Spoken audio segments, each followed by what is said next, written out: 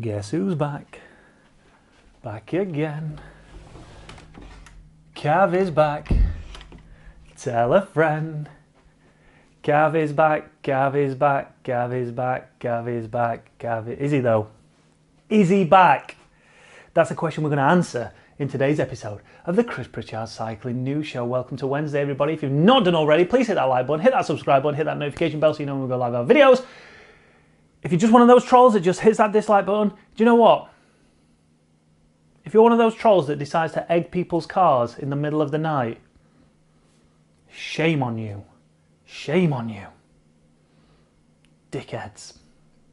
Absolute dickhead. You shouldn't rise to it. You shouldn't even give it any airtime.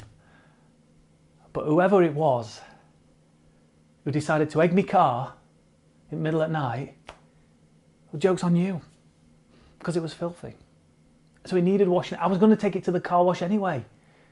So, sit on that. All right?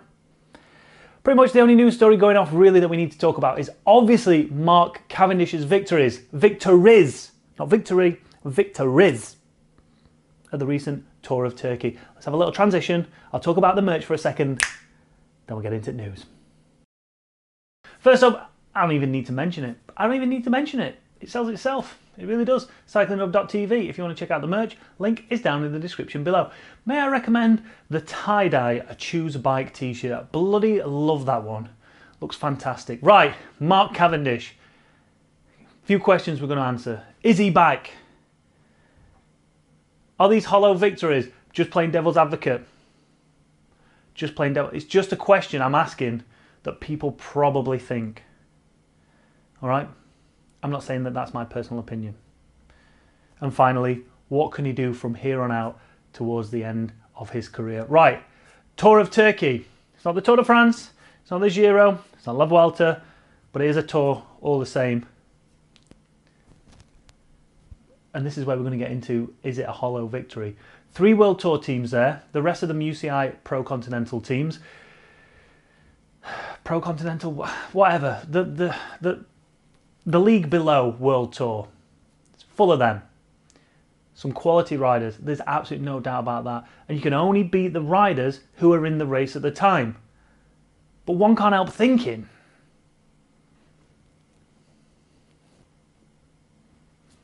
I don't want to, listen, I'm not taking away from the victories. The victories are amazing. Those victories, so stages 2, and let's take a quick look at stage 2 because this sprint was absolutely phenomenal. It was like Cav of old.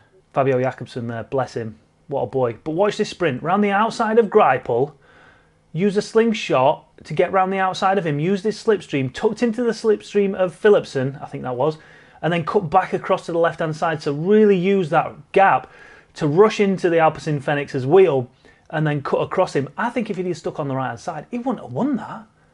Like that was an absolute quality sprint. Yeah, Philipsen, yeah, Jasper Philipsen, thought he was.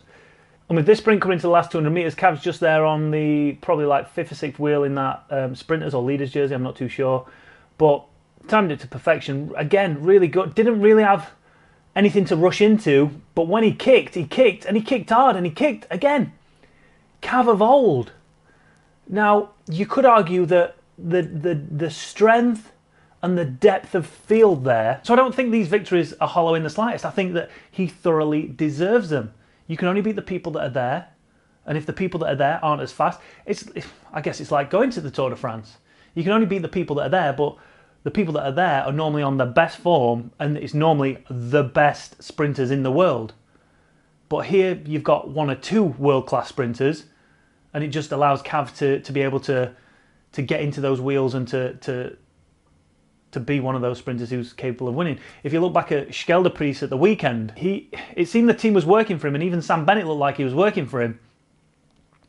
But he didn't have that kick, he didn't have that oomph that he needed to get him that victory. And I'll be honest, at G.O.A.T, I thought that was it. I thought that was it, because I think that, if I remember rightly, that's the first place he won.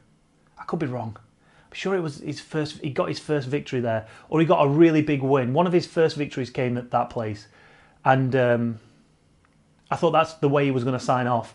But when these guys came around him and he didn't really I'm just going to pause you there, Pritchard, because news has just come in as you're editing this that Mark Cavendish has made it 3 in a row at the Tour of Turkey. This is the finish of stage 4, beating Philipsen in that sprint. Unbelievable. Is he the GOAT? I reckon so. Prove me wrong. It was the last 200 metres. There was a massive crash in the peloton. Alpecin Fenix rider just on the right-hand side of shot ended up getting his handlebars caught with one of the B&B riders, I think. That caused those guys to go off to the right of the picture, and that cascaded right across to the, well, left as we look at it on the road. And the rider in pink took a face full of barriers. Thankfully, everybody got up after this one, but that was not a nice sight. It was, yeah, we don't need to talk about barriers anymore. But you can see the Alpecin Fenix rider had led Philipsen out. He was coming up to slow down, and he ended up just getting his handlebar or elbow caught, and they went across to the right of the screen, and again he ended up taking the body right into those barriers. Crazy. Again, luckily everyone got up from that one, but as the sprinters fought it out for the victory, it was Mark Cavendish coming to the fore again, and once again taking a victory. Anyway, Pritchard, on with the rest of the show. He committed to his sprint, but he just couldn't get up there. I honestly thought that was it. I thought that was it. But the signing for Deceuninck Quickstep has paid off tenfold. 2 victories at the same Tour. He doesn't need to do anything for the rest of the season now. He clearly is going to. His confidence must be on an all-time high again. That in itself is going to give him those extra watts. That in itself is going to allow him to think a little bit quicker, to be able to jump those gaps, jump those wheels, rush that wheel a bit better than he has been the past few years. And I don't think it's going to be the last victory we see of Cavendish. Listen, I've written him off.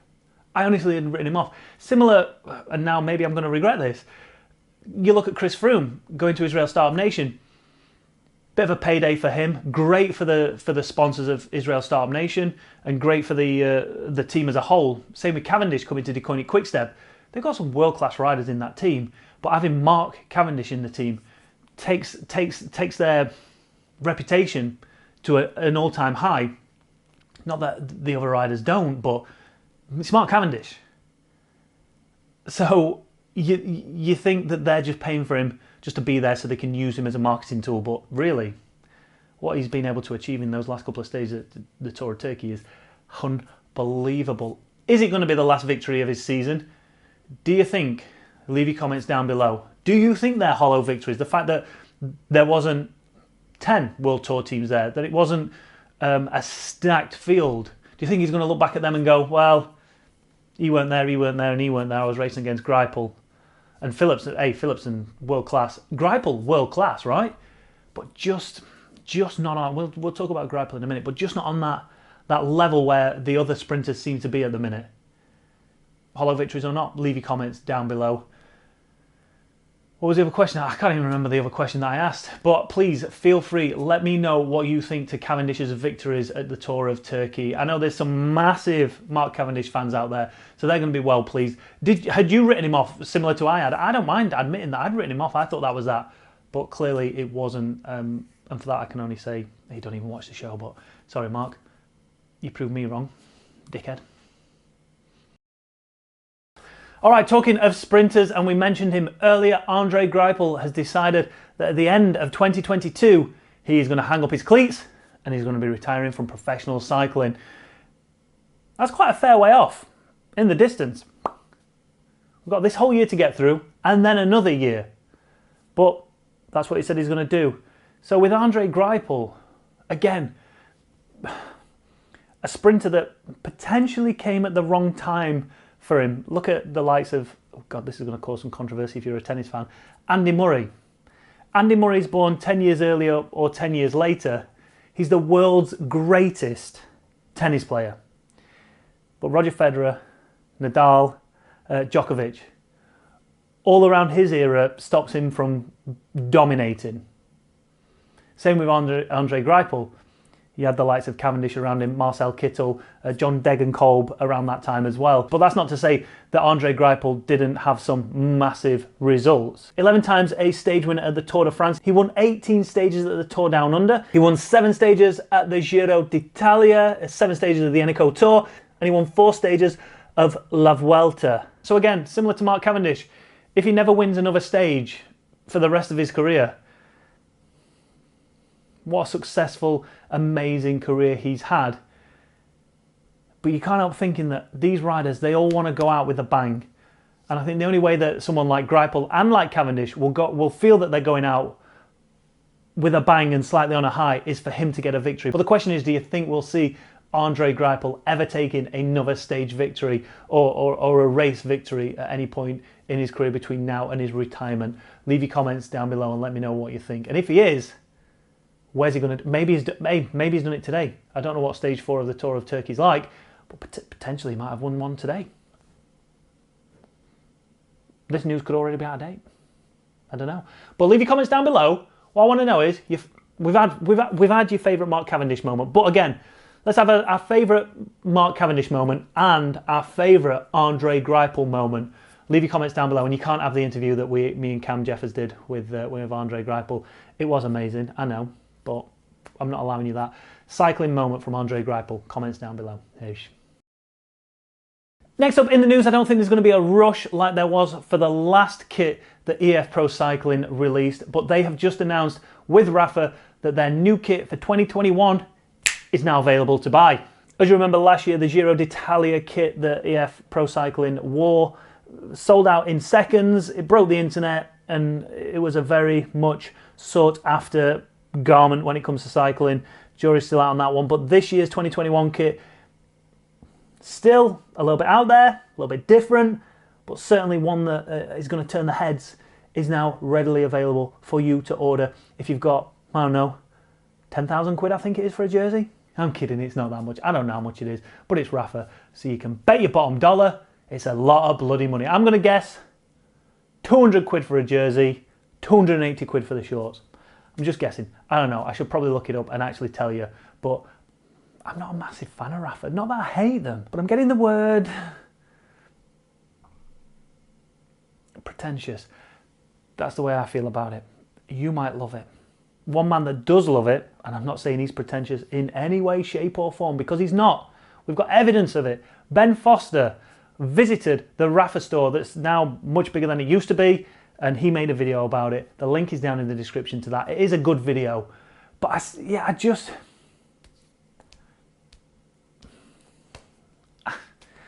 What are your thoughts on Rapha? It's decent kit. Is it worth the price? No. No. But then again, a lot of kits aren't worth the price nowadays, are they? But you're buying a lifestyle, aren't you? That's what annoys me. It's almost like the elitist side of cycling, isn't it? Ain't no way. Even if they brought out a jersey with my face on it, I wouldn't buy it. I wouldn't pay their prices for it. I wouldn't. But that's just me. Council House Pritch. You might be well off. You might not be well off and you still love Rapha. I don't know. Leave your comments down below. Like genuinely, when you think of the word Rapha, what's your first instinct? Because mine has always been pretentious. And that's probably wrong of me to say that, because there's some probably amazing, like Katie Kookaburra, for instance, again, someone who's not in any way, shape or form pretentious, but wears Rapha. But that doesn't make her pretentious. You know what I mean? It's just the image that I get with the brand. That's all I'm saying. Probably upset a lot of people, but I'm not. Leave your comments down below. The kit's available. Go and watch Ben's video, and that's it. That's all I've got to say on the matter. And then before we go, Mark Cavendish isn't the only person to be making a comeback today. Laura from the Peloton Brief, she's back. Yippee! Finally, saves me doing a bit of work.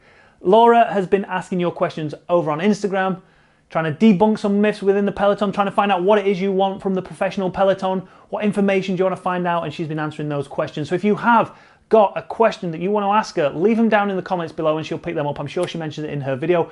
Also, go and follow her on the Peloton Brief. You can do that on the Instagrams. Link is down in the description. Again, just go and DM her, ask her a question about the Pro Peloton, both men's and women's, and she'll do her best to answer it. Anyway, Laura, without further ado, take it away.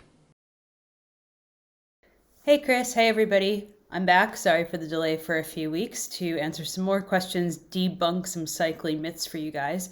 If any of you have any questions you would like answered, don't hesitate to leave it in the comments. I'll take a look at it and pick it up and try to get through all of the questions.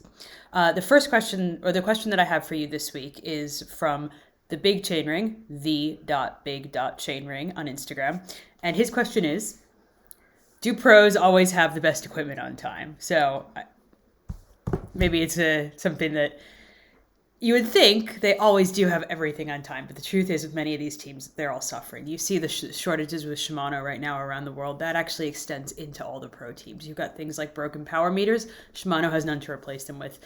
They sign sponsorship contracts, and those sponsorship contracts often outweigh what might be the best performance benefit. So imagine you've got a team of guys or women, and the team has signed a shoe sponsor.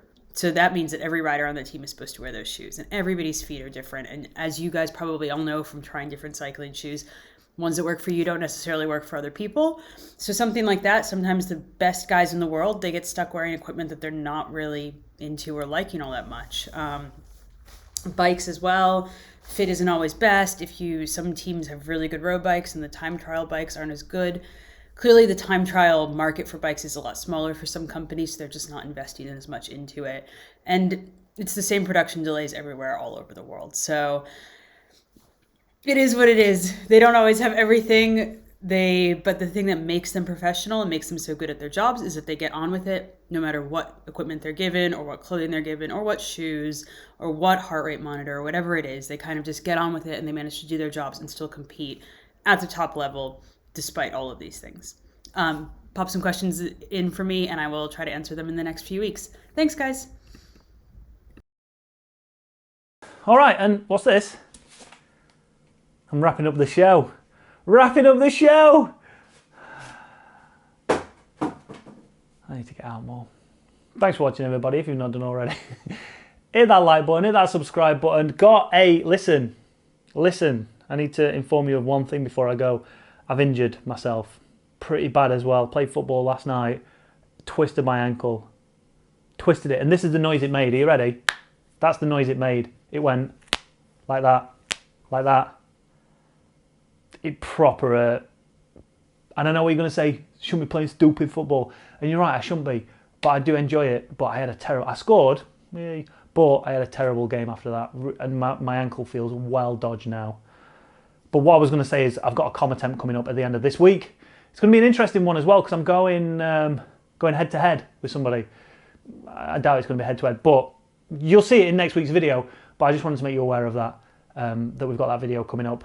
Obviously, we've got the Wahoo Le Col SIS ride tomorrow night. If you want to be part of that, then get involved. Link again is down in the description for that. It's invite only, so you can't just rock up into the events page. You have to follow the events invitation. I think we're doing a lap of France or something like that. Yeah, it's France. It's not Paris, it's France. So you want to be part of that. If you want to get involved in the chat, we're going to be streaming that live as well. And that's about it. Thanks for watching, everybody. Hit that like button, subscribe, notify the bell, all that jazz. See you on the next one. There's